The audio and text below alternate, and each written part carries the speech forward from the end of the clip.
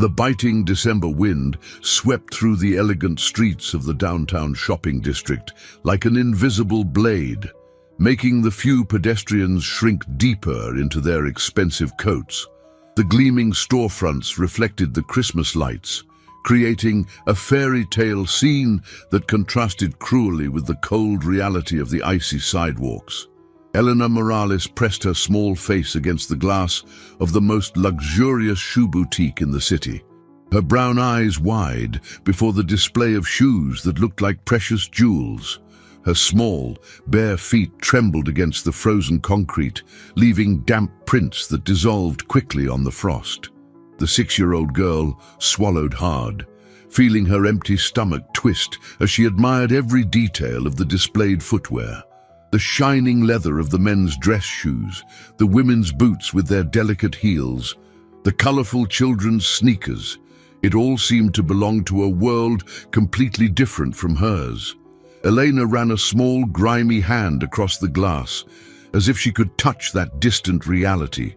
Her fingernails were broken, her fingers chapped from the cold, but her determination remained unshakable. Behind her, the city pulsed with the late afternoon rush. Hurrying executives passed without a downward glance. Mothers dragged well-dressed children along the sidewalks.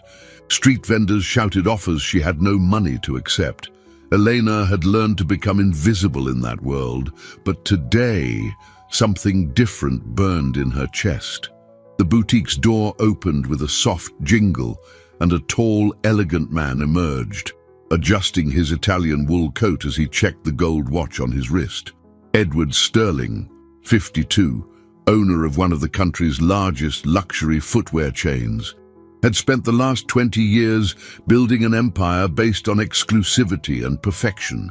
His graying hair was impeccably combed, his beard trimmed with millimeter precision, and his shoes, always his shoes, shone like mirrors. Edward lived his life like a carefully orchestrated symphony, where every note had its place and every silence its purpose. That's when he saw her, the small girl, dressed in a torn t-shirt and a skirt that had once been blue, but was now an undefinable mix of faded shades.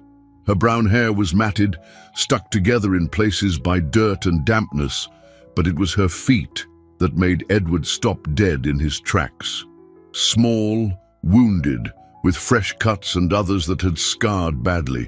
The soles were dark with grime and dried blood, and she balanced awkwardly, clearly in pain with every shift of weight. Yet, her eyes shone with an intensity that cut through all the defenses Edward had built over the years. Elena gathered all the courage she possessed and approached the elegant man. Her voice came out as a trembling whisper, but each word carried the weight of a determination that defied her age. "Mister, can I shine all your shoes in exchange for a pair of used boots?" Edward looked down, feeling something break inside his chest. The question had been asked with a humility that didn't beg for a favor, but offered labor. There was a dignity in this child that he rarely saw in adults. "Why don't you have any shoes?" The question came out harsher than he intended, but Elena wasn't intimidated. She lifted her chin as if preparing for a judgment and answered with devastating honesty, "I was hungry and I took a loaf of bread from the bakery, but the baker punished me by taking my shoes so that every time I walk, I remember never to take other people's food." The words hit Edward like a punch to the gut. He felt tears burn his eyes, a sensation he hadn't experienced in decades. In that moment, looking at this brave, wounded child, something fundamental shifted in his perfectly ordered world. The wind continued to blow, the lights continued to shine, but for Edward Sterling, everything had changed forever. Edward remained motionless for long seconds, processing the words he had just heard. His analytical mind, accustomed to solving complex business problems, froze before the simple cruelty of the situation. A child had been punished for being hungry. The perverse logic of the punishment, using physical pain as a constant reminder. revealed a cruelty he had never imagined possible. "Come inside with me," he said finally, his voice softer than he intended. "But let's fix this now." Elena hesitated, her small fingers nervously toying with the hem of her torn shirt. "I don't want charity, mister. I want to work for the shoes. My mom always said you have to earn everything in life." Those simple words echoed in Edward's mind like a revelation. He had spent decades accumulating wealth, but how many times had he truly earned something through pure effort? The girl, even in her desperate situation, maintained a sense of dignity that many adults in his social standing had long lost. "All right," he replied, surprising himself with his own answer. "You can work, but first, let's take care of your feet." Inside the store, the contrast was even more shocking. The environment was a sanctuary of luxury, with polished marble floors, soft lighting, and shelves displaying footwear like works of art. Elena walked slowly, leaving small red marks on the immaculate floor. But Edward didn't care. Marianne, the store manager, a 40-year-old woman with perfectly coiffed blonde hair, watched the scene with a poorly concealed expression of disapproval. She had worked for Edward for 8 years and had never seen him act so impulsively. "Mr. Sterling," she whispered, approaching discreetly. "Perhaps it's best to call Child Protective Services. This situation could create problems for the store." Edward faced her with a coldness she recognized as dangerous. "Marianne, prepare a basin of warm water, clean towels, and the first aid kit." Now, Elena had positioned herself before the children's shoe section, her eyes shining with a mix of desire and determination. She pointed to a pair of simple, brown boots, clearly used, a model that had been returned and was awaiting repair. "Those will do, mister. They don't have to be new." Edward felt a lump in his throat. The child was deliberately choosing the simplest pair, refusing to ask for more than she considered fair. He knelt beside her, matching her height. "What's your name?" "Elena. Elena Morales." "Elena, I'm Edward. And do you know how to shine shoes?" The girl's eyes lit up. "I do. I learned from watching old man Johnny in the square. He used to let me help sometimes before..." She stopped, biting her lower lip. "Before what?" "Before the security guards ran him off. They said he was an eyesore." Edward began to realize that Elena's story was just the tip of a much larger iceberg. Every detail she revealed painted a picture of a city that systematically marginalized its most vulnerable citizens. Marianne returned with the requested items, placing them on the floor with evident reluctance. Edward took a towel and began to gently clean Elena's wounded feet. The girl flinched initially but then relaxed, realizing he was being genuinely careful. "Does it hurt much?"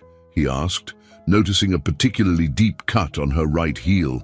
"Not more than the hunger," she replied with a simplicity that left him speechless. While Edward tended to her wounds, Elena looked around the store with respectful curiosity. "It must be hard to keep everything so beautiful and organized," she commented. "And why do you say that?" "Because beautiful things need a lot of care, and care is hard work." Edward stopped what he was doing and looked at her. In those simple words was a profound understanding of value and effort that he rarely heard from his most sophisticated clients. "Elena," he said, carefully placing the boots on her feet, "you start work tomorrow. But today, these shoes are an investment in our partnership." The girl smiled for the first time, and Edward realized his life had been irrevocably changed. The sun was still rising when Edward arrived at the store the next morning. His footsteps echoed in the empty shopping arcade, but he was not alone in his thoughts. The night had been restless, filled with images of injured feet and words about earning one's keep. For the first time in years, he had questioned the meaning of his perfectly structured routine. Eleanor was already there. She was sitting on the front step, the boots she'd been given the day before carefully tied, her hands busy with a piece of cloth that looked like it had been torn from some old garment. Seeing Edward approach, she stood up quickly, straightening her shoulders in a posture that tried to appear professional. "Good morning, Mr. Edward," she said, her voice still hoarse with sleep but resolute. "I brought my work supplies." Edward observed the supplies.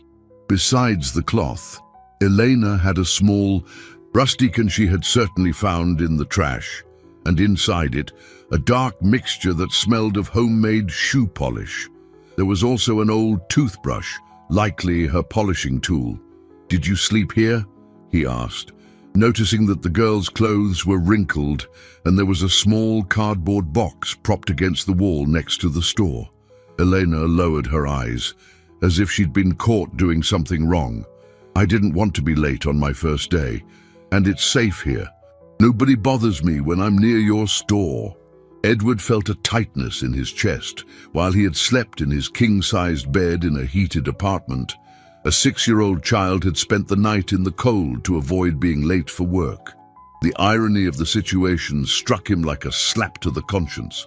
"Eleanor, you don't have to sleep on the street. There are places—" "No," she interrupted him with surprising firmness. "I've been to those places. It's better here." Edward decided not to press the issue at that moment, but a seed of concern began to grow in his mind. He unlocked the store, and Elena entered behind him, her eyes shining with the anticipation of someone about to fulfill an important promise.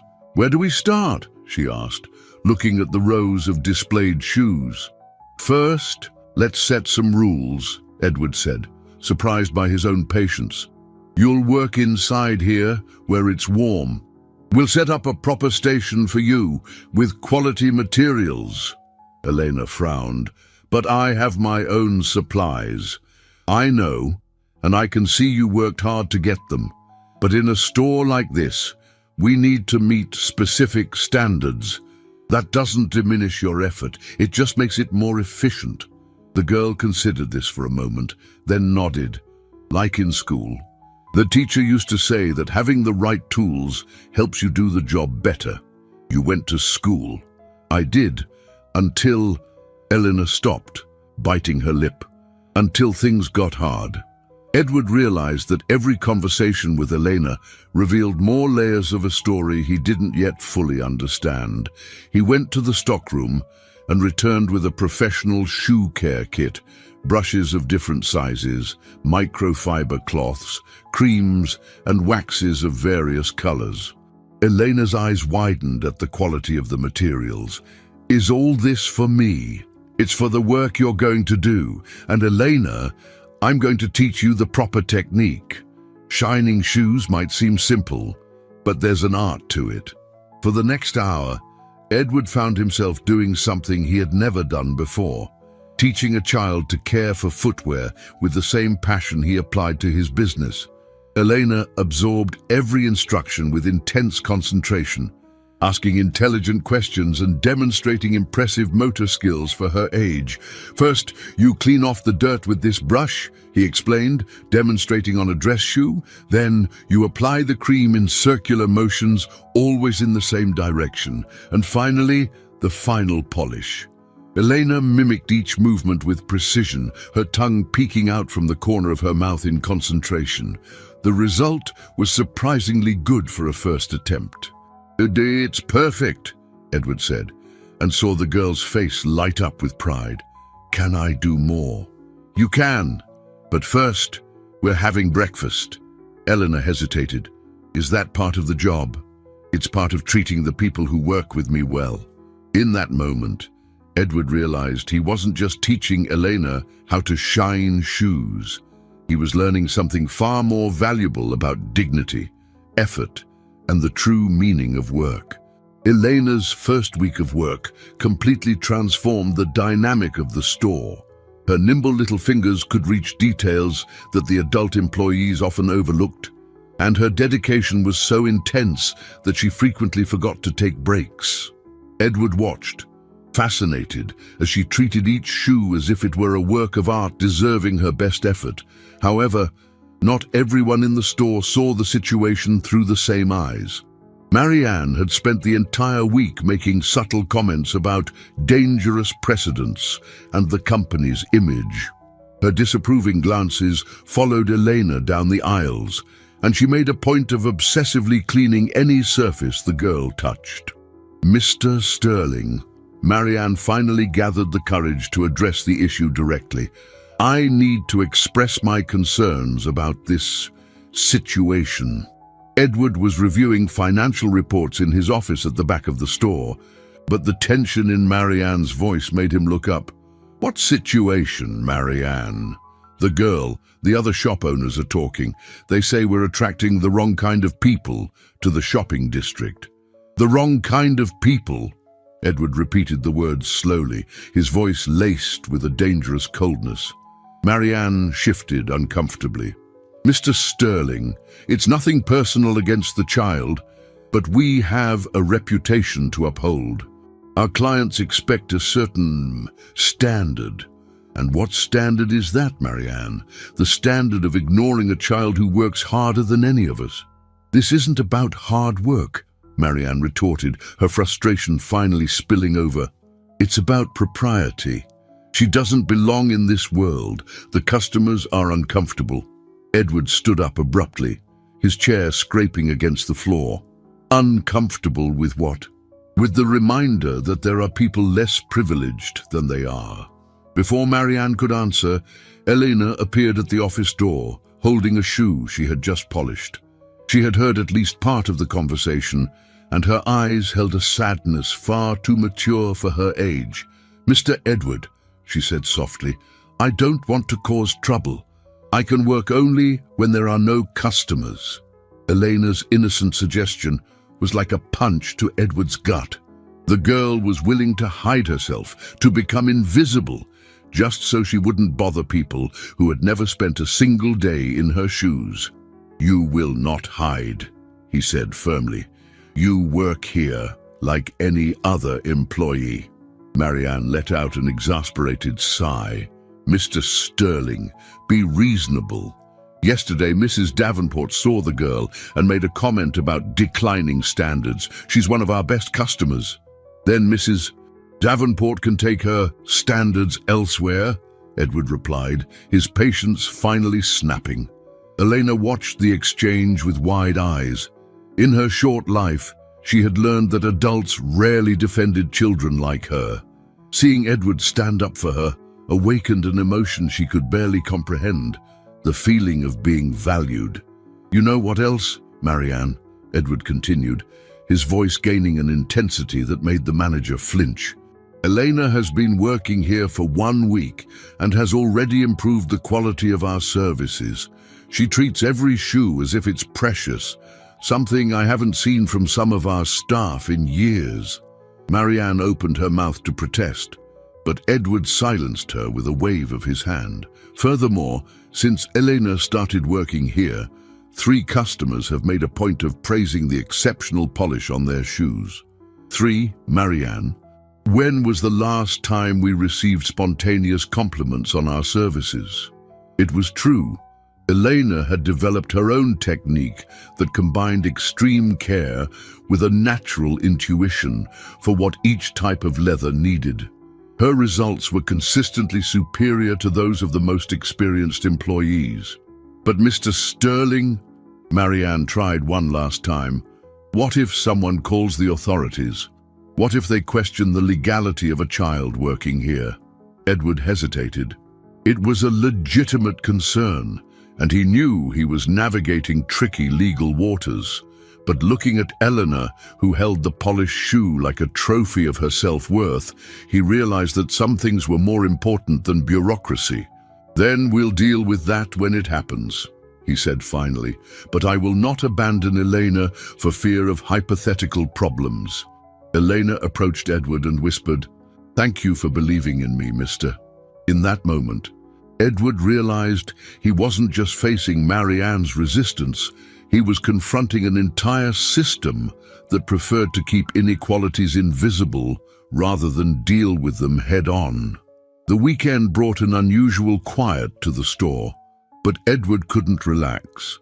There was something about Elena's story that didn't quite add up. Details she mentioned in passing that revealed a more complex reality than he had initially imagined. On Saturday morning, he decided to investigate further. Elena had casually mentioned the name of the baker who had punished her, Al Miller, owner of the Golden Crust Bakery, just 3 blocks from the boutique. Edward knew the place by sight, a traditional bakery that mainly served the neighborhood's middle class. The thought of confronting the man made him nervous, but he needed to understand what had really happened. The bakery was bustling when Edward arrived. The smell of fresh bread and coffee contrasted with the tension he felt in his chest. Al Miller was a stocky man in his 40s, with a graying mustache and thick hands from years of working with dough. He served customers efficiently, but Edward noticed a hardness in his eyes that made him uneasy. Edward waited for the line to thin before approaching. "Mr. Miller, I'd like to talk to you about a girl named Eleanor." Al's expression immediately hardened. "What girl?" "A 6-year-old girl, brown hair, whom you punished for taking a loaf of bread from your bakery." "Oh, that little thief," Al said with contempt. "So what? She stole, she got punished. That's how these kids learn?" Edward felt his blood boil but forced himself to stay calm. Punished by taking her shoes, a 6-year-old child? "These street kids need to learn early on. They can't just take what they want," Al retorted, wiping his hands on his apron. "If I do nothing, tomorrow they'll come back with their friends to steal more." "She was hungry," Edward said, his voice growing lower and more dangerous. "And that's my fault. I'm not her father. Everyone's got their own problems to deal with." Edward was about to reply when another customer approached. An elegant man in an expensive suit that Edward recognized from the boutique next to his. "Al," the man said. "How's our little educational program going?" Al smiled conspiratorially. "Working perfectly, Mr. King. Since we started getting tougher with these kids, the problems have decreased drastically." Edward felt a chill run down his spine. There was something in the way the two men spoke that suggested a deliberate coordination, as if Elena's punishment hadn't been an isolated incident. "Pardon the interruption," Edward said, feigning casualness. "But what do you mean by an educational program?" Mr. King studied him with calculating eyes. "And you are?" "Edward Sterling, from Sterling and Sons Fine Footwear." "Ah, yes." Mr. King's smile widened. "I heard you've been hiring some unusual staff." The way he said unusual staff made it clear that news about Elena had spread among the local business owners faster than Edward had imagined. "Okay, if you're referring to the fact that I gave a talented child an opportunity for dignified work, then yes," Edward replied. Al and Mr. King exchanged a look that Edward couldn't fully interpret, but that left him deeply unsettled. "Mr. Sterling," Mr. King said carefully, "these street kids are more dangerous than they seem. They operate in groups. They follow patterns. What might seem like a good deed on your part could actually be putting your business at risk." "What kind of risk?"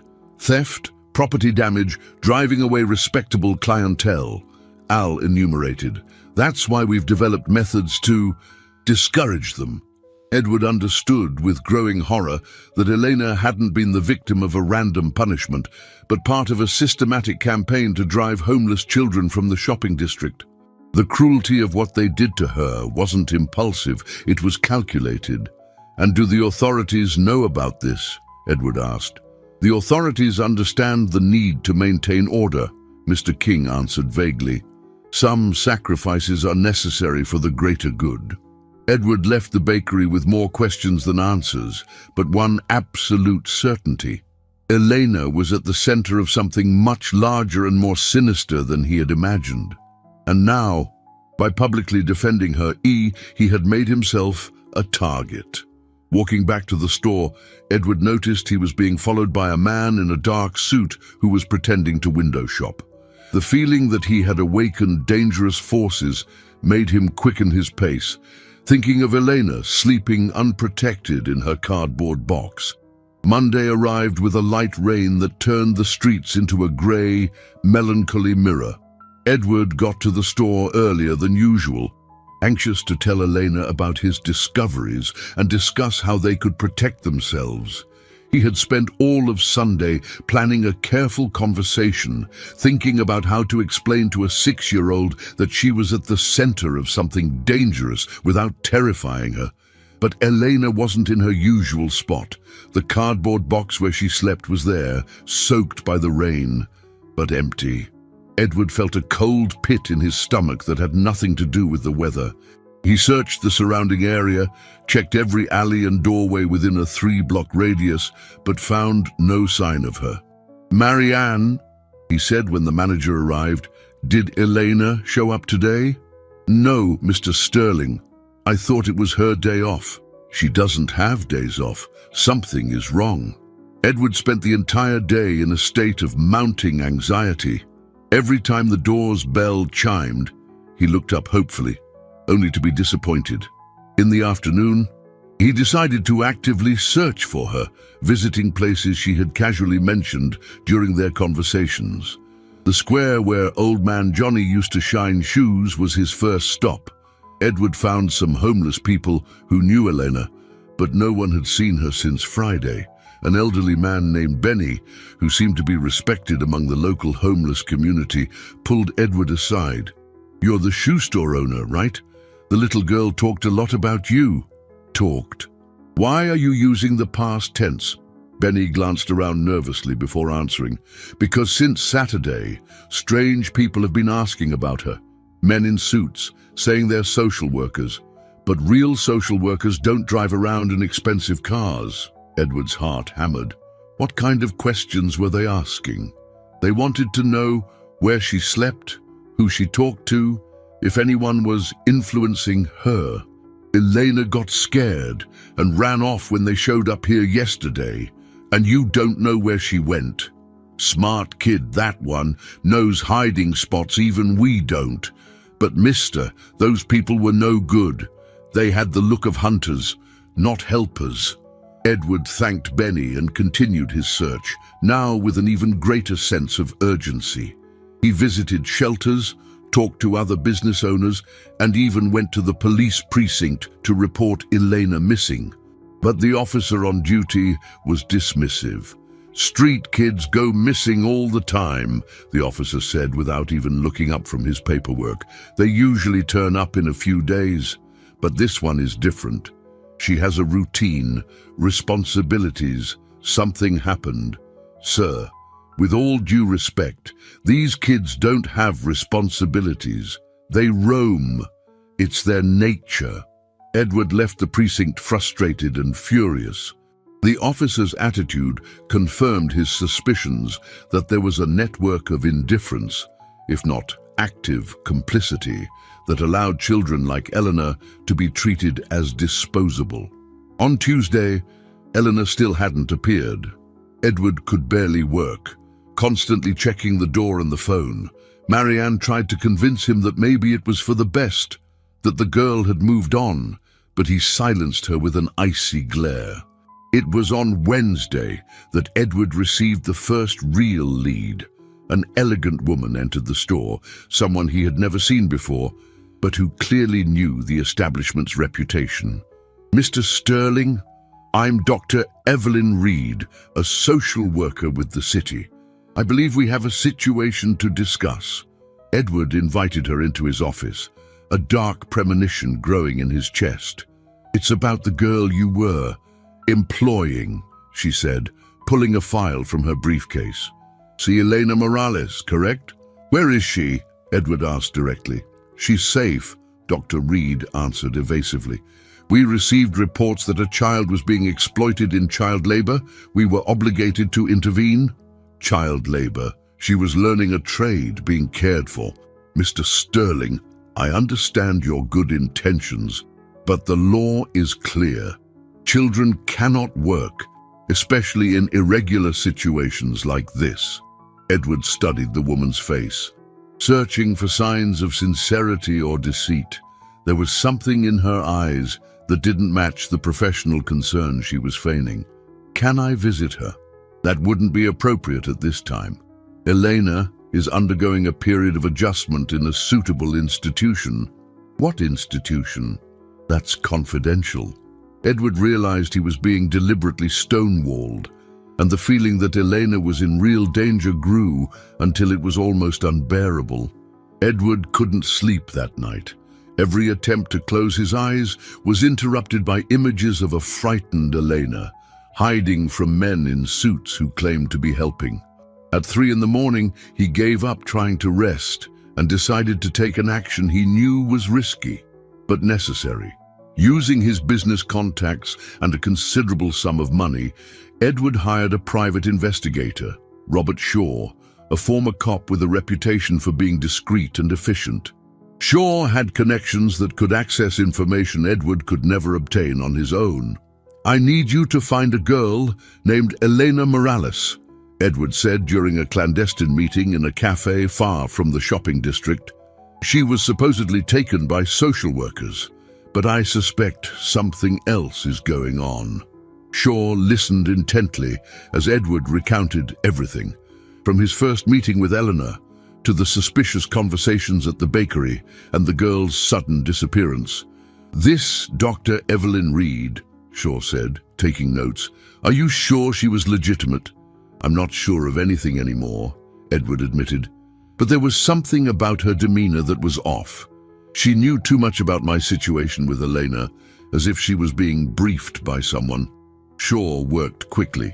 In 2 days, he returned with information that left Edward stunned and furious. "Dr. Evelyn Reed exists," Shaw began. "But she's been on medical leave for 3 months. The woman who visited your store was an imposter." Edward felt his blood run cold. Then who was that woman? Digging deeper, I uncovered a disturbing network. That Mr. King you mentioned, he's not just some businessman. He owns several private security firms and has contracts with the city for urban renewal. Urban renewal? Removing homeless people, especially children, from valuable commercial areas. Officially, they claim to be doing social work. In practice, Shaw paused, his expression turning grim. "Edward, they have a well-organized scheme." Shaw opened a folder with photographs and documents. "They identify homeless children who might cause problems, either by begging in upscale areas or by forming bonds with influential people like you. Then, using forged documents, they remove these children, claiming it's for their own good. And where do they take them?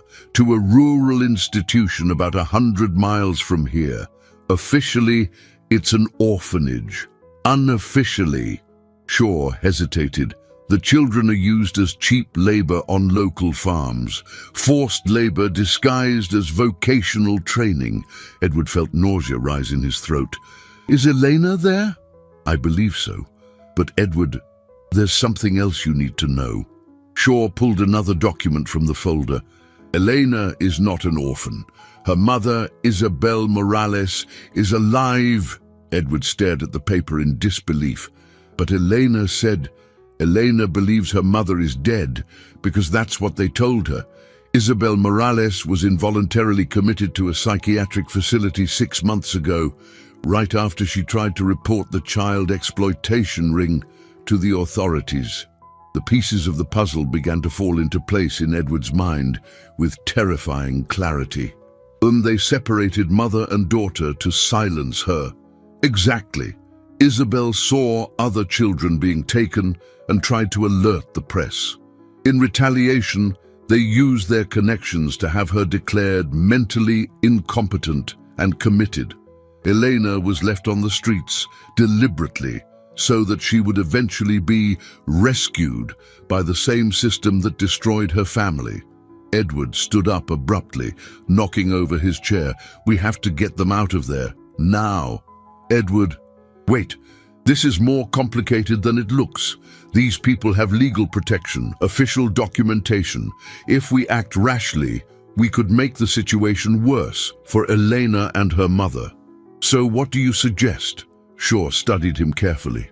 I need to know, how far are you willing to go to save this girl? Because what I'm about to propose could destroy life as you know it. Edward thought of Elena, her determined eyes, her refusal of charity, her dedication to her work, her courage in the face of adversity. He thought of a 6-year-old sleeping in a cardboard box because she had no one else in the world. He thought of a mother locked away in an institution for trying to protect other people's children. All the way, he said without hesitation, no matter the cost. Shaw smiled for the first time since they'd met. Then we're going to need a very careful plan, and we're going to need to act fast. Because the longer Elena spends in that place, the harder it will be to get her back. Edward realized his life had reached an irreversible turning point. In a few short weeks, he had gone from a prosperous businessman concerned only with profits to someone willing to risk everything for a child he barely knew, but who had touched something fundamental in his soul. The war had been declared. The next 3 days transformed Edward into someone he barely recognized. The meticulously controlled businessman had given way to a man obsessed with a single mission: to rescue Elena and her mother. He temporarily closed the store, claiming renovations, and dedicated all his time to planning with Shaw. The plan they developed was risky and complex. Shaw had managed to get an inside contact at St. Jude's Psychiatric Center, where Isabel was being held, and the information they received was devastating.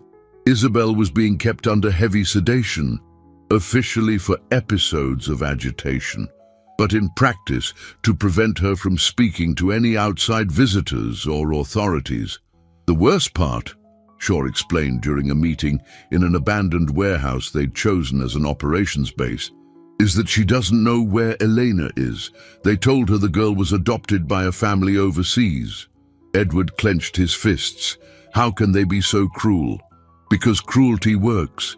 It keeps people silent through despair. Shaw had also gathered intelligence on the rural institution where Eleanor was being held. The place was presented as a model orphanage, but operated like a farm where children worked from dawn till dusk, supposedly learning the value of hard work. Elena is in the adjustment wing, Shaw continued, consulting his notes. It's where they put kids who resist or ask too many questions. The regimen is particularly harsh: isolation, food restriction, extra labor. Edward felt tears burn his eyes. The image of Eleanor, who had always maintained her dignity even in the worst circumstances, being systematically broken by these monsters, was unbearable. How much time do we have before she's moved to the general program?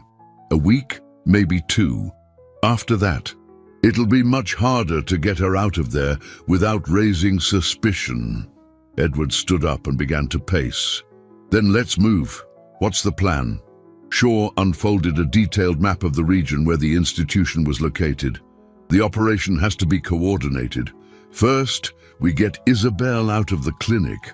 Without her lucid and free to confirm the truth about Elena, any attempt to rescue the girl will be seen as kidnapping.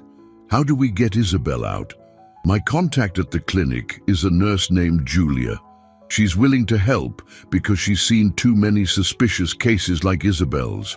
She can gradually reduce Isabel's medication and create an opportunity for her to slip out during a supervised therapeutic walk. Edward nodded. And Elena? That's trickier. The farm is isolated, well guarded. But I found out they take a monthly educational visit to the nearest town. The children are paraded around to show local officials how well cared for they are. Shaw pointed to a date on the calendar. The next visit is in 5 days. During the trip, there's a point where the road passes through an isolated forest area. It's our best shot. You're talking about intercepting an official vehicle. I'm talking about saving an innocent child who's being held against her will in a forced labor situation. We can argue about the legality later. Edward weighed the implications. If he were caught, he would lose everything, his company, his reputation, possibly his freedom. But if he didn't act, Elena would continue to suffer, and Isabel would remain locked away as a madwoman.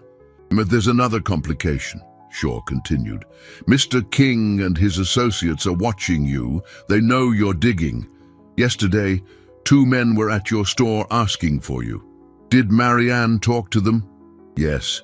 She told them you were away on business, but they didn't seem convinced. Edward realized that time was running out fast. The longer they delayed, the more dangerous the situation would become for everyone involved. Robert, I want you to know that if something goes wrong, you need to walk away. I won't let your life be ruined because of my decision. Shaw smiled wryly. Edward, I'm in this up to my neck. I've found out things about this network that keep me up at night. Even if you backed out now, I'd keep going. Then we're in this together. To the end. Edward looked at the map, memorizing every detail of the operation that would forever change the destinies of 3 people. In 5 days, he would either be a hero or a fugitive. But looking at a photo of Elena that Shaw had managed to obtain, the girl in an institution uniform, her eyes losing the spark, Edward knew. He knew there was no real choice. The operation would begin tomorrow with Isabel's liberation. Elena's rescue would come next. And then, if all went well, they would have to disappear long enough to expose the whole truth to the world. St. Jude's Psychiatric Center stood like a white fortress against the gray Thursday morning sky. Edward watched the building from a distance, parked on a side street, his heart pounding so hard he feared it could be heard. For the past 72 hours, Julia had been gradually reducing Isabel's medication, allowing her to regain lucidity for increasingly longer periods. Robert was positioned in a rented van on the other side of the clinic, monitoring security cameras through equipment Edward preferred not to ask about. The plan was simple in theory, terrifying in practice.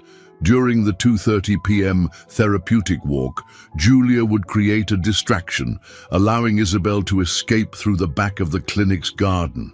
"Edward, I've got movement," Robert's voice crackled over the radio. "And Julia is heading out with 3 patients to the garden." Edward adjusted his rearview mirror and saw a small group walking slowly along the wooded paths at the rear of the clinic. Even from a distance, he recognized Isabel, a thin woman in her early 30s, with disheveled brown hair, moving with the slowness of someone still recovering from prolonged sedation. "How is she?" Edward asked, his voice tense. "Walking on her own, that's a good sign." Julia said she's lucid but still fragile. The meds have left some side effects. Edward felt a wave of rage against the people who had deliberately destroyed a desperate mother's mind. Isabel had committed the crime of trying to protect children, and for that, she was punished with months of psychological torture disguised as medical treatment. "Stand by," Robert said.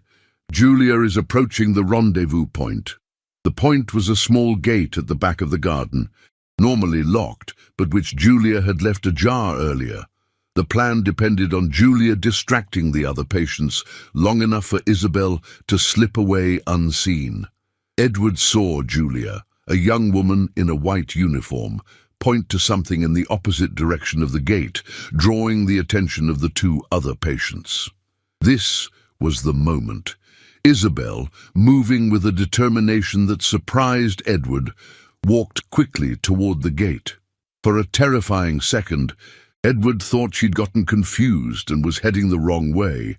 But then he realized Isabel was pretending to examine the flowers near the exit, waiting for the perfect moment. "Now," Robert whispered into the radio. Isabel opened the gate and slipped out. Edward started the car and drove to the pickup point, a corner 2 blocks from the clinic. When Isabel appeared, walking quickly but trying not to draw attention, Edward was shocked by her appearance. The woman who got into his car was visibly frail. Her eyes, though alert, showed the mark of forced medication, a slowness in focus that made every movement deliberate.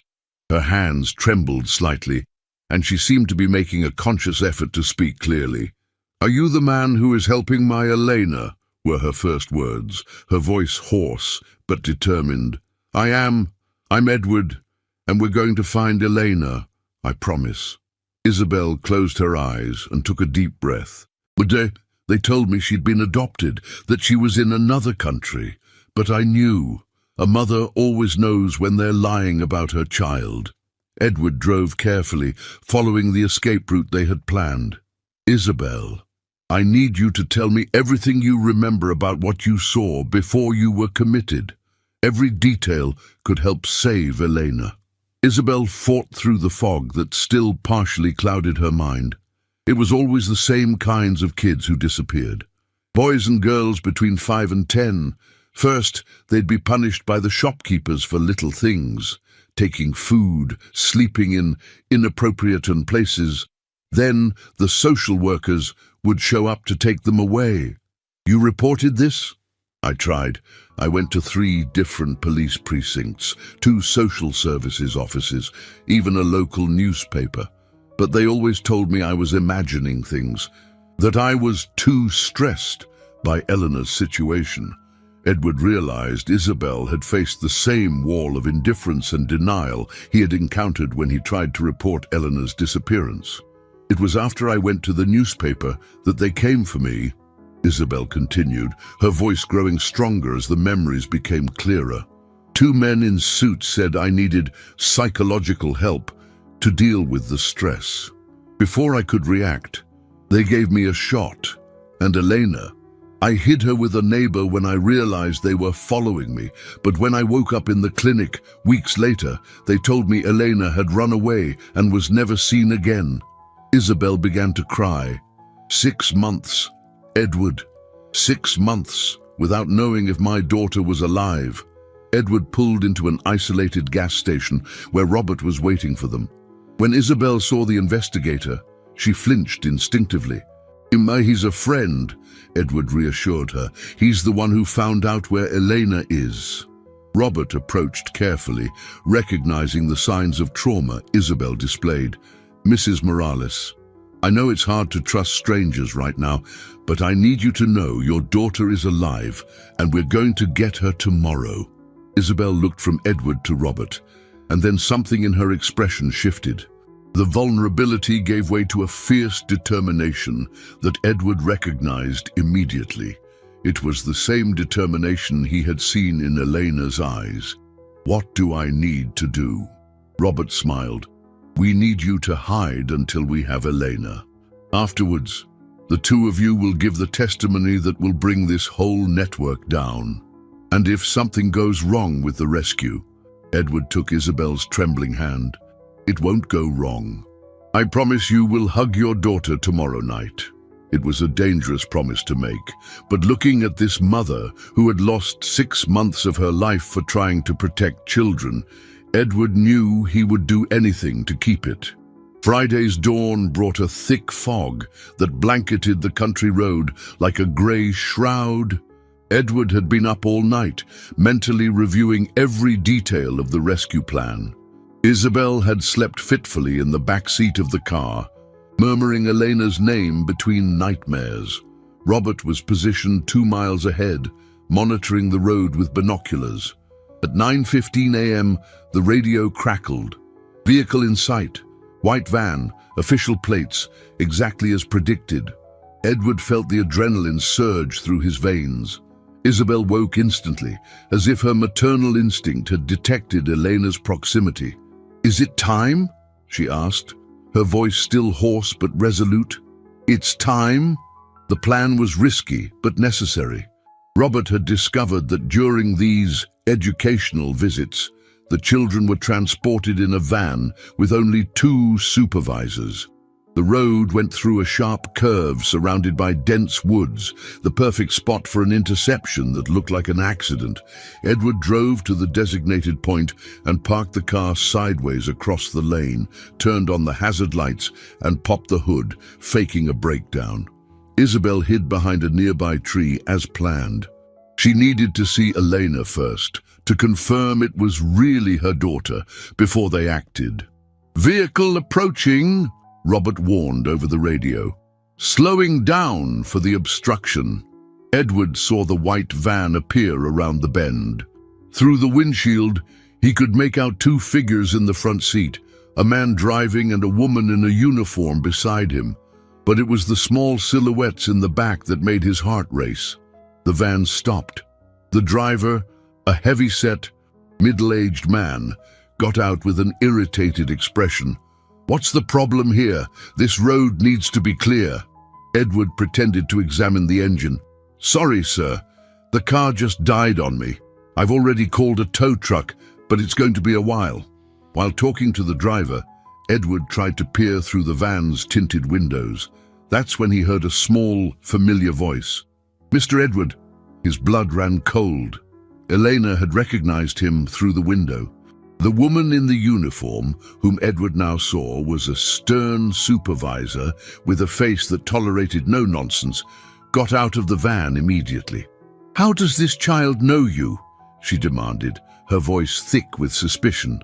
Edward improvised quickly. "I think she's mistaken me for someone else. Kids do that sometimes." But Elena was pressing her face against the window, her eyes shining with a mixture of hope and confusion. Edward could see she was thinner, her hair cut in an institutional style, but it was unmistakably the same brave girl he had met. "Elena, sit down," the supervisor ordered harshly. "Do not talk to strangers." It was at that moment that Isabel emerged from behind the tree. She had planned to wait for the signal, but seeing her daughter just a few feet away shattered all her resolve. "Elena, my baby girl." The effect was instantaneous and devastating. Elena screamed, "Mommy," with a force that echoed through the forest. She began pounding on the window, trying to open the van's locked door. The supervisor immediately understood that some kind of ambush was underway. "Carlos, call for backup, now!" The driver scrambled for the van's radio, but Robert emerged from the woods at that moment, blocking his path. "No one's calling anyone," Robert said calmly, but his posture made it clear he wasn't joking. Edward realized the moment of truth had arrived. There was no more pretending this was a random accident. "That child was illegally separated from her mother," Edward said, his voice gaining authority. "Isabel Morales was forcibly committed to stop her from exposing a child exploitation ring. Elena is not an orphan, and she does not belong in any institution."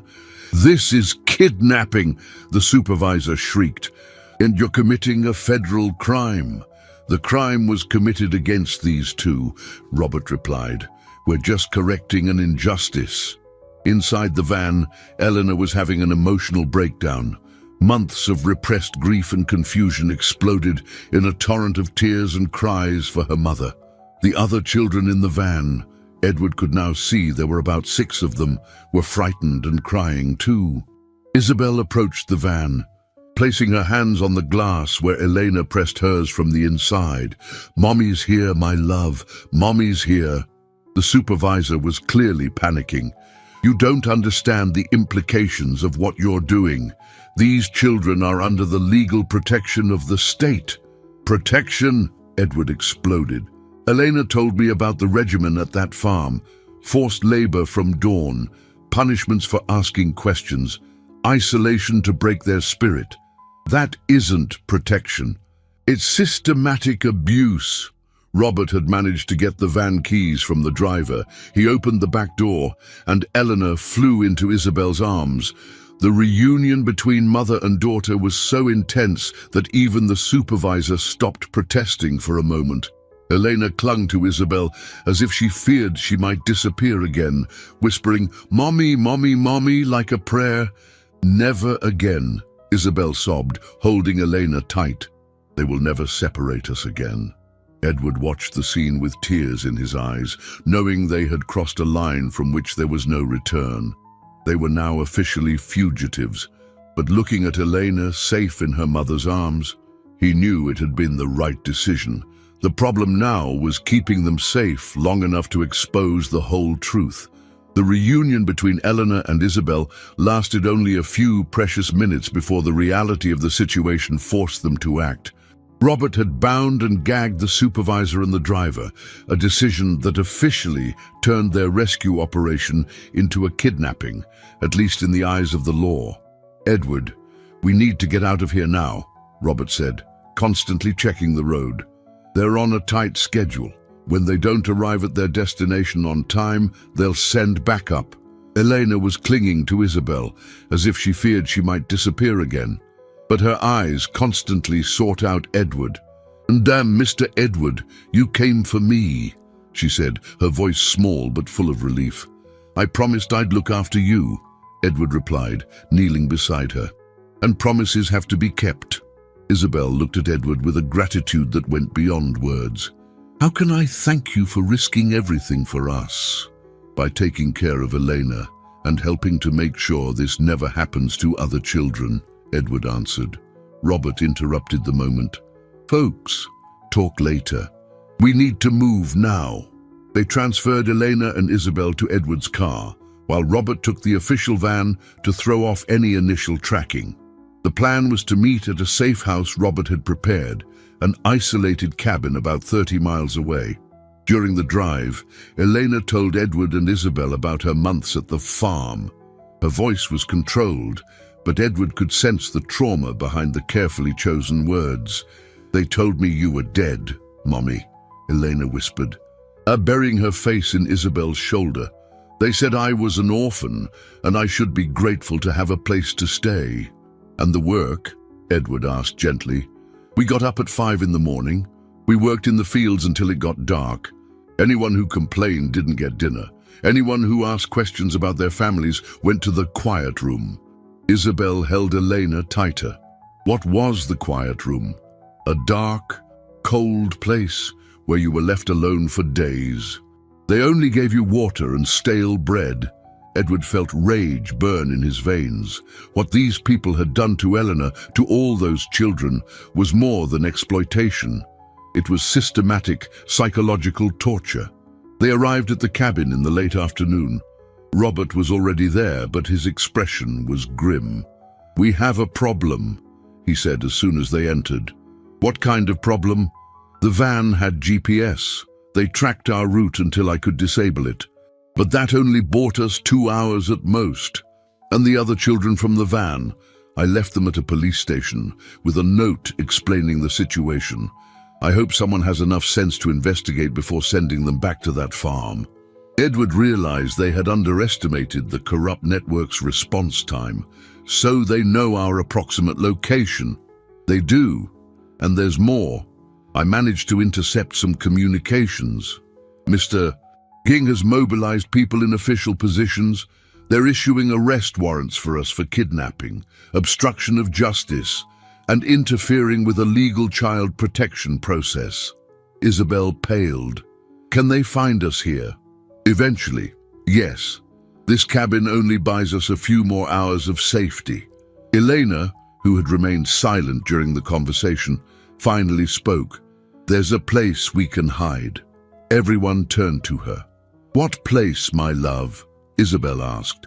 "The place where I lived before I met Mr. Edward. It's an abandoned building that nobody knows about. Not even the men who chased me could ever find me there." Edward hesitated. The idea of returning to the city, close to their enemies, seemed insane. But looking at Elena, he realized she knew every alley, every hiding spot, every escape route in that urban area. "It's risky," Robert said, "but it might just work temporarily. They'll expect us to run far away, not double back into their territory." "And how much time would that give us?" Edward asked. "Enough to execute the final part of the plan," Robert answered. "I have contacts in the national media who are willing to hear our story. But I need solid evidence and recorded testimonies." Isabel straightened up. "I can testify about everything I saw before they committed me, and about what they did to me in the clinic. And I can talk about the farm," Elena added with a courage that stunned Edward. "No," Edward said firmly.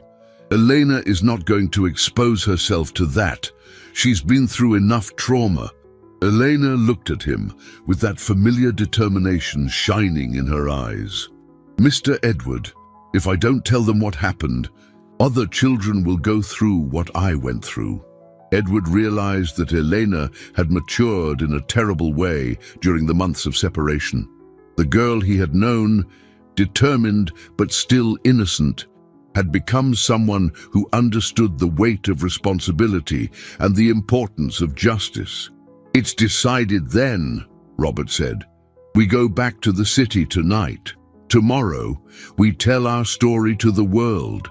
As they prepared to leave, Edward looked at Elena and Isabel in an embrace and realized that, no matter what happened from that moment on, they had already won the most important battle. They had proven that love and determination could overcome even the most corrupt systems. Now they just had to survive long enough to make that victory permanent. The abandoned building Elena knew was in the heart of the city, ironically just 6 blocks from Edward's boutique. It was a commercial building that had gone bankrupt years earlier, but Elena had discovered a secret entrance through the sub-basement that kept her invisible even when the authorities were looking for her. "This way," Elena whispered, guiding them through a hole in the grate protecting a basement window. No one would ever think to look here. The hideout Elena had created on the 3rd floor was astonishing. She had gathered discarded mattresses, blankets found in the trash, and even a few books someone had thrown away. It was the home of a child who had learned to survive on her own, and Edward's heart broke to imagine Elena spending lonely nights in this place. "Is this where you stayed when you weren't at the store?" Edward asked. "Sometimes, when it was too cold or when strange men were looking for me on the street." Isabel hugged Elena tighter, understanding for the first time the extent of the loneliness her daughter had faced. Robert was setting up recording equipment he had brought in a backpack. "We need to do this fast," he said. "The longer we stay put, the greater the chance of being discovered."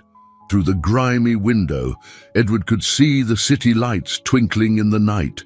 Down below, life went on as usual, people coming home from work, families eating dinner together, children sleeping safely in their beds. The normality of that world seemed almost surreal after everything they had been through. "Edward," Robert said, testing the camera, "I got a message from my contact at the paper. The investigative journalist, Anna Carlson, is on her way. She's known for exposing corruption rings.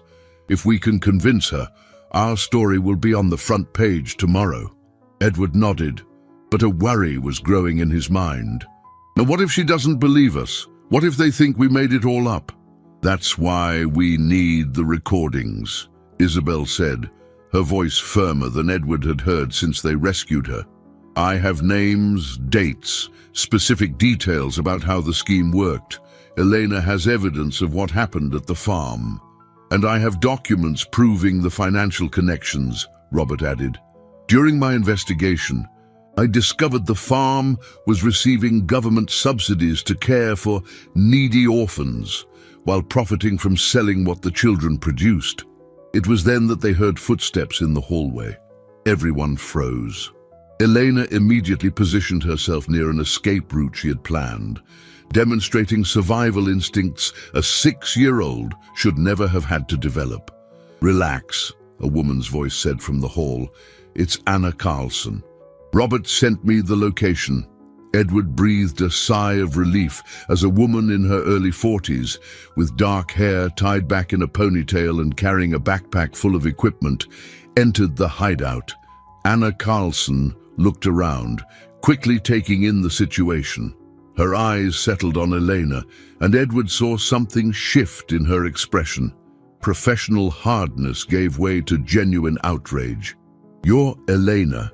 she asked gently, kneeling to the girl's level. Elena nodded, instinctively moving closer to Isabel.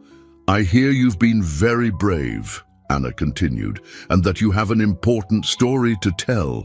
For the next hour, Anna conducted careful interviews with each of them.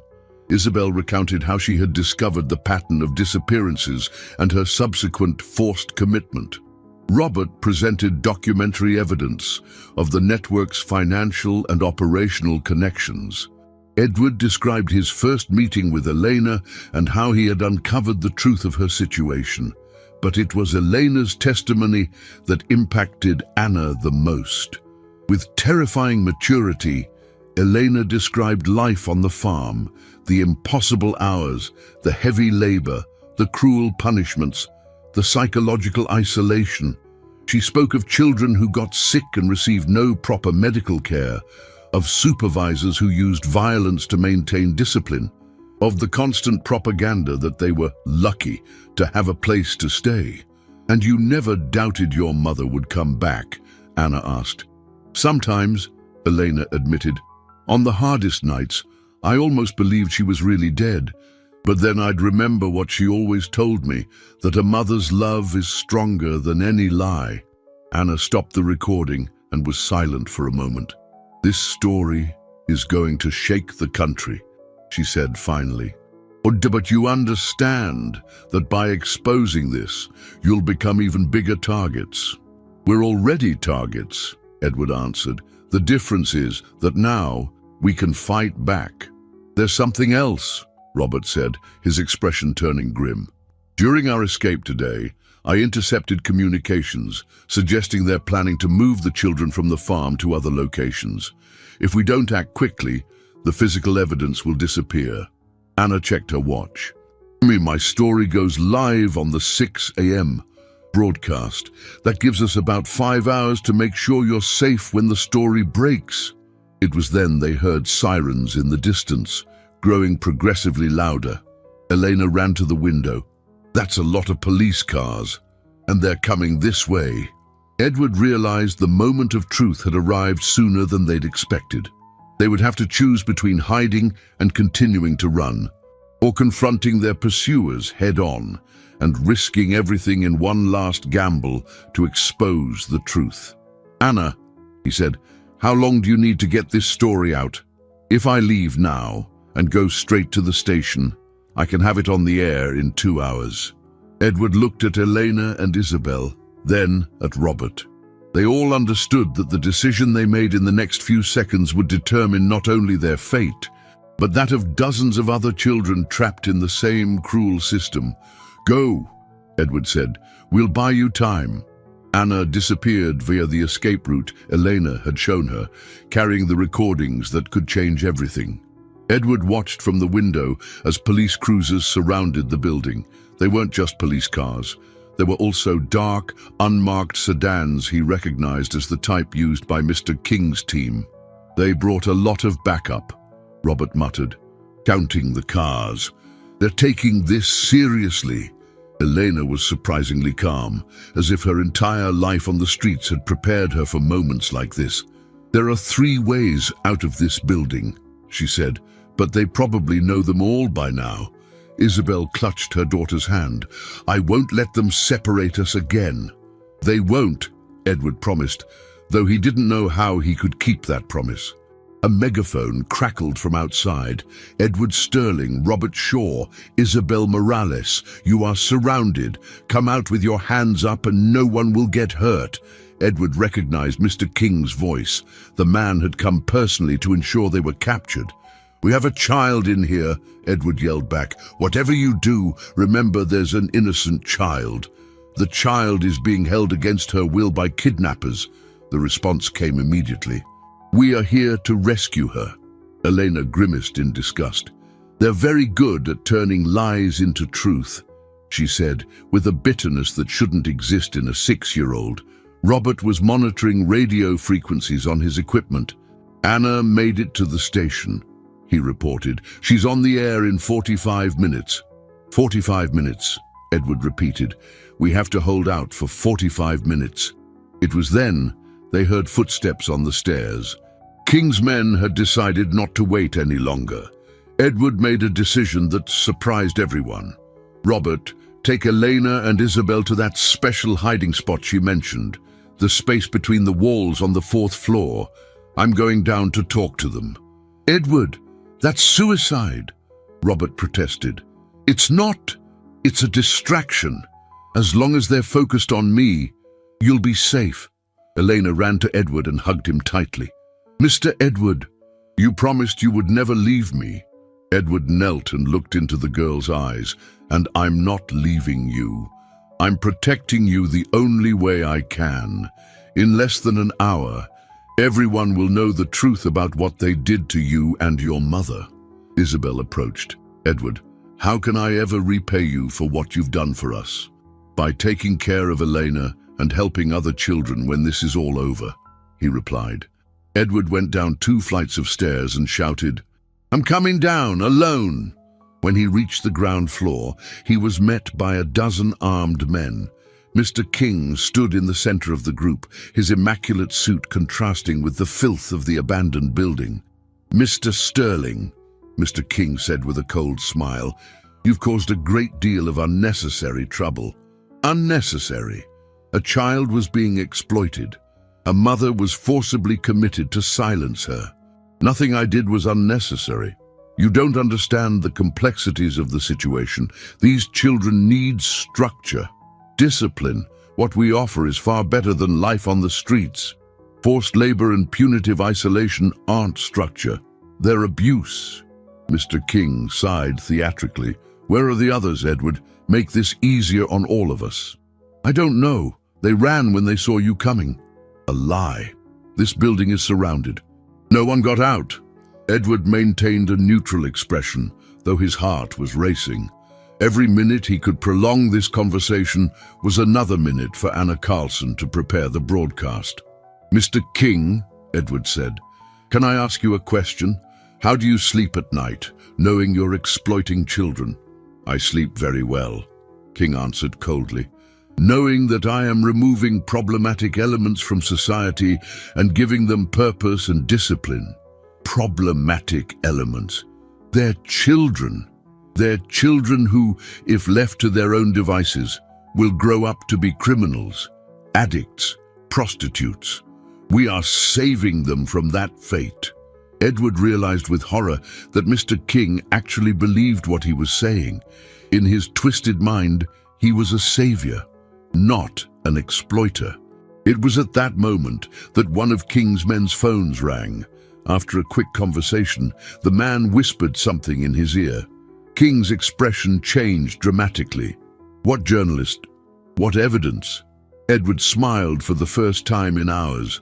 Anna had made it. "It seems the truth is coming out," Edward said calmly. Mr. King glared at him with hatred. "You have no idea the forces you're dealing with. This doesn't end here."